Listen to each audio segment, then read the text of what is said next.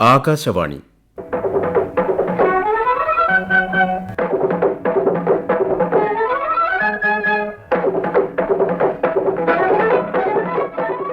തിരുവനന്തപുരം പ്രാദേശിക വാർത്താ വിഭാഗം അവതരിപ്പിക്കുന്ന വാർത്താ തരംഗിണി.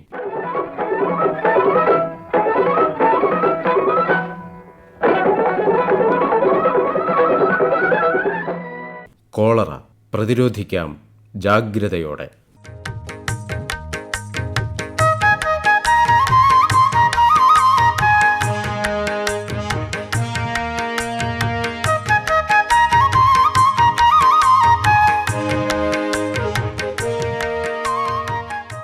സംസ്ഥാനത്ത് വീണ്ടും കോളറ പ്രത്യക്ഷപ്പെട്ടു തുടങ്ങിയിരിക്കുകയാണ്. ഒരു പ്രദേശമാകെ പെട്ടെന്ന് പടർന്നു പിടിക്കുന്ന കോളറയെ കൃത്യമായ പ്രതിരോധ മാർഗങ്ങളിലൂടെ നിർമ്മാർജ്ജനം ചെയ്തിട്ടുള്ളതാണ്. എന്നാൽ വീണ്ടും പ്രത്യക്ഷപ്പെട്ടത് ഗൗരവമായി തന്നെ നാം കാണേണ്ടതാണ്. കേരളത്തിൽ അവസാനമായി കോളറ റിപ്പോർട്ട് ചെയ്തത് 2017 തിരുവനന്തപുരം നെയ്യാറ്റിൻകരയിലാണ്. ഇക്കഴിഞ്ഞ ജൂലൈ മാസത്തിൽ 2 പേർക്ക് ആദ്യം രോഗം ബാധിക്കുകയും തുടർന്ന് 9 പേർക്കാണ് രോഗം സ്ഥിരീകരിക്കുകയും ചെയ്തിട്ടുള്ളത്. അനേകം പേർ വയറിളക്ക രോഗങ്ങൾ കാരണം ചികിത്സ തേടിയിരുന്നു. മലിനജലത്തിലൂടെയാണ് കോളറ പിടിപെടുന്നത്. ജലജന്യ രോഗമായതുകൊണ്ട് തന്നെ വളരെ വേഗം പടർന്നു പിടിക്കുന്നു. പെട്ടെന്നുള്ള വയറിളക്കമാണ് പ്രധാന ലക്ഷണം. ധാരാളം ജലാംശം പുറത്തു പോകുന്നതിനാൽ ശരീരം നിർജ്ജലീകരണത്തിന് വിധേയമാകുന്നു. കഞ്ഞിവെള്ളത്തിന് സമാനമായ ജലജന്യ വയറിളക്കമുണ്ടാകുകയും ഛർദിയും ഓക്കാനവും ഉണ്ടാകുന്നു. തിരുവനന്തപുരം പട്ടം SUT ആശുപത്രിയിലെ കൺസൾട്ടന്റ് ന്യൂറോ സർജനും കഥാകൃത്തുമായ ഡോക്ടർ മനോജ് വെള്ളനാട്. കേരളത്തിലിപ്പോൾ കോളറ കേസുകൾ ധാരാളമായി റിപ്പോർട്ട് ചെയ്യപ്പെടുന്നത് എല്ലാവരും തന്നെ ശ്രദ്ധിച്ചിട്ടുണ്ടാവും. ഒന്ന് പൊട്ടിപ്പുറപ്പെട്ട് കഴിഞ്ഞാൽ ഒരു നാടോ ഒരു രാജ്യമോ കടന്ന് ഭൂഖണ്ഡങ്ങൾ പോലും കടന്ന് പോകാൻ സാധ്യതയുള്ള മാരകമായ രോഗങ്ങളിൽ ഒന്നാണ് കോളറ എന്ന് പറയുന്നത്. കഴിഞ്ഞ 200 വർഷത്തെ ചരിത്രത്തിൽ തന്നെ 7 പ്രാവശ്യം പാൻഡമിക് ആയിട്ട്, എന്ന് വെച്ചാൽ നമുക്കിപ്പോൾ അറിയാം കോവിഡൊക്കെ പാൻഡമിക് ആയിരുന്നു, ലോകം മൊത്തം പടർന്ന രോഗമാണ്. അതുപോലെ പാൻഡമിക് ആയിട്ട് ഒരുപാട് ജീവനുകൾ അപഹരിച്ചിട്ടുള്ള രോഗമാണ് ഈ കോളറ. ഈ കോളറയ്ക്ക് കാരണം എന്ന് പറയുന്നത് ഒരു ബാക്ടീരിയയാണ്. വിബ്രിയോ കോളറെ എന്ന് പറയുന്ന ഒരു തരം ബാക്ടീരിയയാണ്. ഈ വിബ്രിയോ കോളറെ ഉണ്ടാക്കുന്ന ഒരു ടോക്സിൻ, എൻറ്ററോടോക്സിൻ എന്ന് പറയുന്ന ഒരു പദാർത്ഥം നമ്മുടെ കുടലുകളിൽ അടിഞ്ഞുകൂടി അവിടുന്ന് അതുവഴി ധാരാളം വെള്ളം നമ്മുടെ കുടല് വഴി നഷ്ടപ്പെടുന്ന ഒരു സാഹചര്യം ഉണ്ടാവുകയും അങ്ങനെ ഉണ്ടാവുന്ന വയറിളക്കം കാരണമാണ് രോഗികൾ കഷ്ടപ്പെടുന്നതും മരണത്തിലേക്ക് പോകുന്നതും ഒക്കെ. ഈ രോഗം പടരുന്നത് പ്രധാനമായിട്ടും മലിനമായ വെള്ളത്തിലൂടെയും ഭക്ഷണത്തിലൂടെയും ഒക്കെയാണ്. ഇപ്പോൾ ഒരു പ്രദേശത്ത് ആർക്കെങ്കിലും ഈ രോഗമുണ്ട് എന്നുണ്ടെങ്കിൽ അയാളിലൂടെ ആ പ്രദേശത്തെ വെള്ളം മലിനമാവുകയും ആ വെള്ളം കുടിക്കുകയോ ആ വെള്ളത്തിൽ പാചകം ചെയ്യുകയോ ഒക്കെ ചെയ്യുന്ന, ഭക്ഷണം കഴിക്കുകയോ ഒക്കെ ചെയ്യുന്ന മനുഷ്യരിലേക്കാണ് ഈ രോഗം പടരുന്നത് സാധാരണയായി. ഇതിന്റെ രോഗലക്ഷണങ്ങൾ എന്ന് പറയുന്നത് പ്രധാനമായിട്ടും പെട്ടെന്നുണ്ടാകുന്ന അതികഠിനമായ വയറിളക്കമായിരിക്കും. വെള്ളം പോലെ മലം പോകുന്ന ഒരു അവസ്ഥ, കഞ്ഞിവെള്ളം പോലെ മലം പോകുന്ന ഒരു തരം അവസ്ഥയായിരിക്കും. പ്രധാനമായിട്ടും ഇതാണ് അതിന്റെ ലക്ഷണം. കുറച്ചുകൂടെ ഗുരുതരമായ രോഗികളിൽ ഛർദിലും പനിയും പോലുള്ള രോഗലക്ഷണങ്ങളും കാണാറുണ്ട്. ഒരു ദിവസം 40 പ്രാവശ്യം പോലും വയറിളക്കം ഉണ്ടാവാം. ഇങ്ങനെ ഉണ്ടാകുന്ന വയറിളക്കം കാരണം ശരീരത്തിൽ നിന്നുള്ള വെള്ളം ഒരുപാടങ്ങ് നഷ്ടപ്പെടുകയും അത് കാരണം ഉണ്ടാകുന്ന നിർജ്ജലീകരണം, ഡീഹൈഡ്രേഷൻ, ഈ ഡീഹൈഡ്രേഷനാണ് കോളറ രോഗികളെ കൂടുതലും മരണത്തിലേക്ക് ഒക്കെ തള്ളിവിടുന്നൊരു ഘടകം. ഇങ്ങനെ പെട്ടെന്നുണ്ടാകുന്ന വയറിളക്കമോ ഛർദിലോ ഒക്കെ ആർക്കെങ്കിലും കണ്ടു കഴിഞ്ഞാൽ ആദ്യം ചെയ്യേണ്ടതെന്ന് പറയുന്നത് എത്രയും പെട്ടെന്ന് അടുത്തുള്ള ആശുപത്രിയിൽ പോവുക, ഡോക്ടറെ കാണുക എന്നുള്ളതാണ്. അപ്പോൾ ഡോക്ടറുടെ നിർദ്ദേശപ്രകാരമുള്ള മരുന്ന് കഴിക്കുക. ഡോക്ടറെ കാണാനുള്ള കാലതാമസമൊക്കെ എടുക്കുന്നുണ്ടെങ്കിൽ നിർജ്ജലീകരണം തടയുക, അല്ലെങ്കിൽ ഉണ്ടായ നിർജ്ജലീകരണം ചികിത്സിക്കുക എന്നുള്ളതാണ് ഇതിലെ ഏറ്റവും പ്രധാനപ്പെട്ട ഭാഗം എന്ന് പറയുന്നത്. അപ്പോൾ അതിന് ഏറ്റവും കൂടുതൽ ഇപ്പോൾ എല്ലാവർക്കും അറിയാവുന്നൊരു കാര്യമാണ് ORS പൊടി വെള്ളത്തിൽ കലക്കി അതിൻ്റെ ലായനിയാക്കി കുടിക്കുക എന്നുള്ളതും. ഇതൊക്കെയാണ് കോളറ രോഗികളിൽ പ്രധാനമായിട്ടും ശ്രദ്ധിക്കേണ്ട കാര്യം.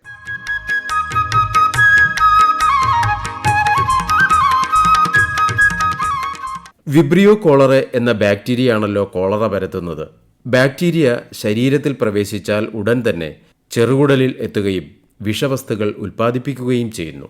ഈ വിഷവസ്തു ശരീരത്തിൽ വലിയ അളവിൽ ജലം സ്രവിക്കാൻ കാരണമാകുന്നു. ശക്തമായ വയറിളക്കം, ദ്രാവകനഷ്ടം, ലവണനഷ്ടം എന്നിവയും ഉണ്ടാകുന്നു. ഗുരുതരമായ ജലനഷ്ടം നിർജ്ജലീകരണത്തിന് കാരണമാകുന്നു. പൊട്ടാസ്യം മുതലായ ധാതുക്കൾ നഷ്ടപ്പെടുന്നത് നാഡികളുടെയും ഹൃദയത്തിൻ്റെയും പ്രവർത്തനത്തെ ബാധിക്കുന്നു. ലവണങ്ങൾ നഷ്ടപ്പെടുന്നത് പേശി വലിവിനും കാരണമാകുന്നു. രക്തസമ്മർദ്ദവും രക്തത്തിൻ്റെ അളവും കുറയുന്നു. ഇത് ജീവഹാനിക്ക് വരെ കാരണമാകുന്നു. ഇടുക്കി ദേവികുളം ഗവൺമെൻറ് ആയുർവേദ ഡിസ്പെൻസറിയിലെ medical officer doctor Archana VS. Vibrio cholera എന്ന ബാക്ടീരിയ മൂലമുണ്ടാകുന്ന ഗുരുതര വയറിളക്ക രോഗമാണ് കോളറ. മലിനമായ വെള്ളം, ഭക്ഷണം എന്നിവയിലൂടെയാണ് കോളറ പകരുന്നത്. ശക്തമായ കഞ്ഞിവെള്ളം പോലുള്ള വയറിളക്കം, ഛർദി, ചെറിയ തോതിലുള്ള പനി, ശരീരവേദന എന്നിവയാണ് കോളറയുടെ പ്രധാന ലക്ഷണങ്ങൾ. വയറിളക്കം, ഛർദി എന്നിവയിലൂടെ കുറഞ്ഞ സമയത്തിനുള്ളിൽ വലിയ തോതിൽ ജലാംശം നഷ്ടപ്പെടുകയും അതുവഴിയുള്ള നിർജ്ജലീകരണം കൊണ്ടുള്ള സങ്കീർണതകൾ കാരണം മരണം വരെ സംഭവിക്കുകയും ചെയ്യാം. അതിനാൽ രോഗലക്ഷണങ്ങൾ കണ്ടാൽ ഉടൻ തന്നെ ORS ലായനി ഉപയോഗിക്കുകയും ആശുപത്രിയിൽ ചികിത്സ തേടുകയും ചെയ്യേണ്ടതാണ്. രോഗബാധിതരായ 75% ആളുകളിലും രോഗലക്ഷണങ്ങൾ ഉണ്ടാകണമെന്നില്ല. എന്നാൽ രോഗാണുവാഹകരായ ഇവരുടെ മലവിസർജനം വഴി മലിനമാക്കപ്പെട്ട വെള്ളം, ഭക്ഷണം എന്നിവയിലൂടെ രോഗം മറ്റുള്ളവർക്ക് പകരാം. ശരിയായ ശുചിത്വമാർഗങ്ങളിലൂടെ തടയാൻ സാധിക്കുന്ന രോഗമാണ് കോളറ. നന്നായി തിളപ്പിച്ചാറിയ വെള്ളം മാത്രം കുടിക്കുന്നതിന് ഉപയോഗിക്കുക. ശരിയായി പാകം ചെയ്ത് ഈച്ച, പ്രാണികൾ എന്നിവ കടക്കാത്ത വിധം അടച്ചു സൂക്ഷിച്ച ഭക്ഷണം മാത്രം കഴിക്കുക. പഴങ്ങൾ, പച്ചക്കറികൾ എന്നിവ നന്നായി കഴുകി ഉപയോഗിക്കുക. ഭക്ഷണം കഴിക്കുന്നതിന് മുമ്പും ശൗചാലയം ഉപയോഗിച്ചതിന് ശേഷവും കൈകൾ നന്നായി സോപ്പ് ഉപയോഗിച്ച് കഴുകുക. ദഹനവ്യവസ്ഥ ക്രമീകരിക്കുന്നതിനും രോഗപ്രതിരോധ ശേഷി മെച്ചപ്പെടുത്തുന്നതിനുമുള്ള ഔഷധങ്ങളും വെള്ളം തിളപ്പിക്കാൻ ഉപയോഗിക്കാവുന്ന ഔഷധ ചൂർണങ്ങളും എല്ലാ സർക്കാർ ആയുർവേദ ആശുപത്രികളിലും ഡിസ്പെൻസറികളിലും ലഭ്യമാണ്. ഇവ വയറിളക്ക രോഗങ്ങളെ പ്രതിരോധിക്കുന്നതിന് ഡോക്ടറുടെ നിർദ്ദേശാനുസരണം ഉപയോഗിക്കാവുന്നതാണ്.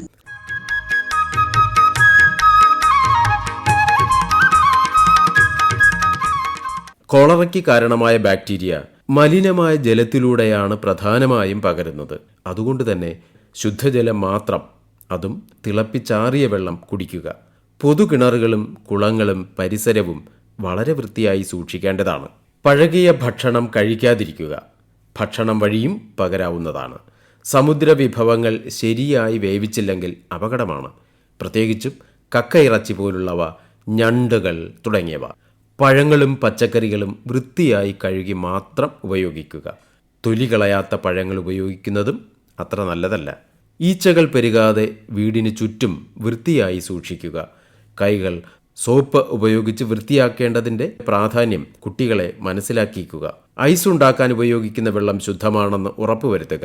ശീതളപാനീയവും മറ്റും കുടിക്കുമ്പോൾ അത് വൃത്തിയുള്ള പശ്ചാത്തലത്തിലാണ് ഉണ്ടാക്കുന്നത് എന്ന് ഉറപ്പുവരുത്തുക. ഭക്ഷണം ഉണ്ടാക്കുമ്പോഴും കഴിക്കുമ്പോഴും കൈകൾ സോപ്പും ശുദ്ധജലവും ഉപയോഗിച്ച് ഭംഗിയായി കഴുകേണ്ടതാണ്. 60% ആൽക്കഹോൾ അടങ്ങിയ ഹാൻഡ് സാനിറ്റൈസർ ഉപയോഗിക്കാവുന്നതാണ്. മലപരിശോധന വഴി രോഗനിർണയവും നടത്താം. തിരുവനന്തപുരം മാണിക്കൽ കുടുംബാരോഗ്യ കേന്ദ്രത്തിലെ junior public health nurse Shrimati Nisha N. ജലത്തിലൂടെ പകരുന്ന രോഗങ്ങളിൽ ഒന്നാണ് കോളറ.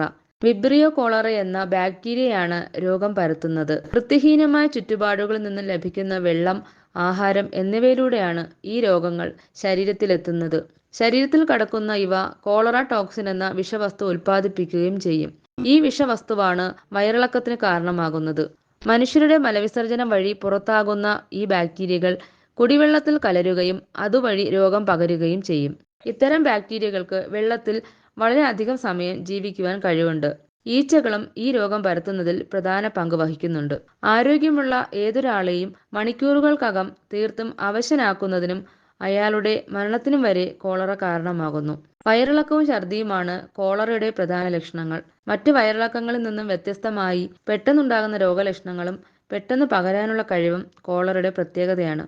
വളരെ നേർത്ത കഞ്ഞിവെള്ളം പോലെ ധാരാളം മലം പോകുന്നതാണ് പ്രധാന ലക്ഷണം. അതുമൂലം ശരീരത്തിൽ നിന്നും ധാരാളം ജലവും ധാതു ലവണങ്ങളും നഷ്ടപ്പെടുകയും രോഗി ക്ഷീണിക്കുകയും ചെയ്യുന്നു. രക്തസമ്മർദ്ദം കുറയുകയും തലകറക്കം, നാവിനും ചുണ്ടുകൾക്കും ഉണ്ടാകുന്ന വരൾച്ച, കടുത്ത ദാഹം, കണ്ണുകൾ താണുപോവുക, ബോധക്കേട്, ക്രമരഹിതമായ ഹൃദയമിടിപ്പ് എന്നിവയാണ് ഗുരുതരമായ ലക്ഷണങ്ങൾ.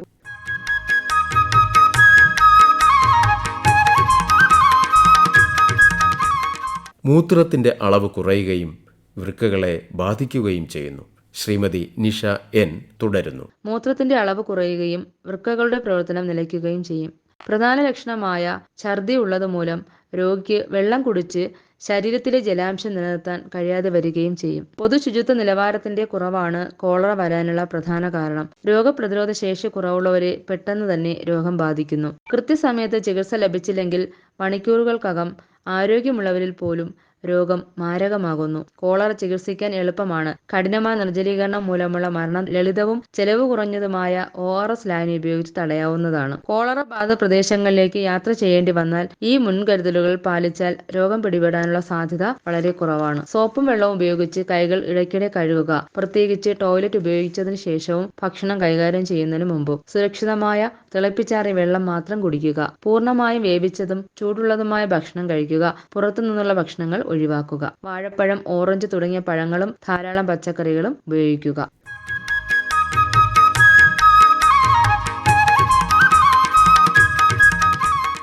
ഇത്തരം രോഗികൾ ധാരാളം ജലം കുടിക്കേണ്ടതാണ്. കരിക്കിൻ വെള്ളം, ശുദ്ധമായ ജലം ഇതെല്ലാം കുടിക്കാവുന്നതാണ്. ORS ലായനി വീട്ടിൽ തന്നെ നമുക്കുണ്ടാക്കാനാകും. ഡോക്ടർ മനോജ് വെള്ളനാട് തുടരുന്നു. അപ്പോൾ ഈ ORS പൊടി കണ്ടുപിടിക്കപ്പെട്ടത് തന്നെ പ്രധാനമായിട്ടും ഈ കോളറ രോഗികളെ ചികിത്സിക്കാൻ വേണ്ടിയിട്ടാണ്.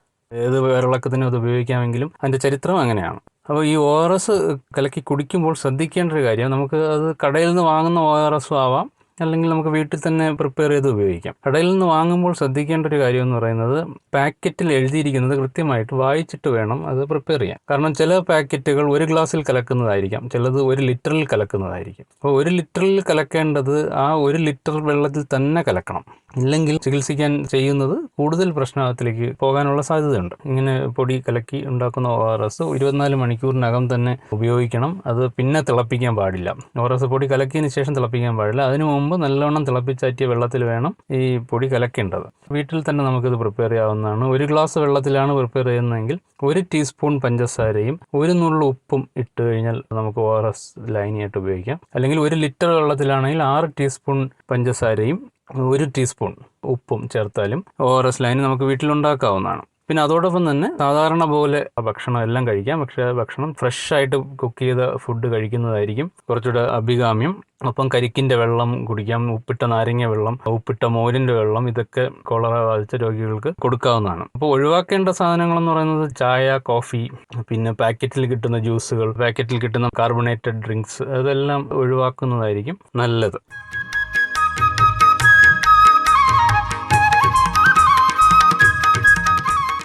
കോളറ എന്ന മഹാമാരി ഒരു നോവലിനും പശ്ചാത്തലമായിട്ടുണ്ട്. കൊളംബിയൻ സാഹിത്യകാരനായ ഗബ്രിയേൽ ഗാർസിയ മാർക്കേസിന്റെ പ്രശസ്ത നോവലാണ് കോളറ കാലത്തെ പ്രണയം. ഫ്ലോറന്റീന അരീസയും ഫെർമീന ദാസയും തമ്മിലുള്ള പ്രണയം സഫലമാകുന്നത് 53 വർഷവും 7 മാസവും 11 ദിനരാത്രങ്ങൾക്കും ശേഷമാണ്. വാർദ്ധക്യവും പ്രണയവും കോളറയുമെല്ലാം ഇടപഴകി വരുന്ന പശ്ചാത്തലമാണ് നോവലിൻ്റേത്. ഇവരുടെ പ്രണയത്തിന് വാർദ്ധക്യകാലത്താണ് പരിസമാപ്തിയിലെത്തുന്നത്. അതിന് കോളറ കാലത്തെ ക്വാറന്റൈൻ കാലയളവ് കാരണമാകുന്നു. 19-ാം നൂറ്റാണ്ടിൻ്റെ അവസാനവും 20-ാം നൂറ്റാണ്ടിൻ്റെ ആദ്യവുമാണ് കഥയുടെ കാലം. ഒരു സമൂഹത്തെ ആകെ ബാധിച്ച കോവിഡ് പോലെ കോളറയും മനുഷ്യ ചരിത്രത്തെ ഏറെ സ്വാധീനിച്ചിട്ടുണ്ട്. സാമൂഹ്യമായ ബോധവൽക്കരണമാണ് ആവശ്യം. പൊതു ഇടങ്ങൾ വൃത്തിയാക്കേണ്ടതിൻ്റെ പ്രാധാന്യം ഏറെയാണ്. പരിസരവും കുടിവെള്ള സ്രോതസ്സുകളും മലിനമാകാതെ നമുക്ക് സംരക്ഷിക്കാം. ശുദ്ധമായ വെള്ളം കുടിച്ചും ശുദ്ധമായ ആഹാരം കഴിച്ചും വ്യക്തി ശുചിത്വവും പരിസര ശുചിത്വവും എല്ലാം സ്വീകരിച്ച് ചിട്ടയായ ആരോഗ്യശീലം വഴി കോളറയെയും നമുക്ക് ചെറുക്കാനാകും. ജീവിതശൈലി വഴി എത്തിച്ചേരുന്ന രോഗങ്ങളെ നല്ല ശീലങ്ങൾ കൊണ്ട് നമുക്ക് അതിജീവിക്കാം.